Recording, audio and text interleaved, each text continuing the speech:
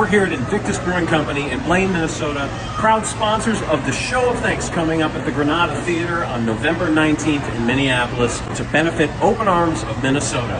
Nate Schneider, our vice president here at Invictus Brewing Company, I have a question for you. What goes on in this room? Because I don't know anything about brewing beer. I hope to God we make beer here. We've got a bunch of silos that are outside.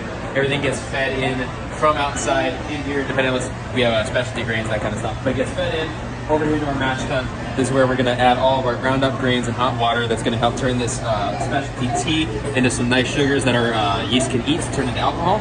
From here, it gets transferred over to this other kettle. This is going to be where it is we rumple in our specialty hops, depending on what kind of beer we're making. IPAs, Gozas, it kind of depends on what it's going to be, but classifications of beer means it has some level of hops in there, whether we sprinkle it in or we put it in by pounds. From here, it's going to get funneled over to these big tanks that are behind us. This is going to be our finishing fermenters. We have 7 big 30-barrel fermenter tanks, always expanding. This is where we're going to pitch our yeast. This is where it's going to turn the slurry of all the things we've added into actual alcohol. And if we want to add anything special, anything extra, depending on what's going on, cacao nibs, apple juice from a local orchard, maple syrup from a place up in the North Shore, which we actually do, that's going to go in the tanks that are behind us. And so that's what we do to help make the beverage that we enjoy. That's so cool. So basically, the sugars are created over here.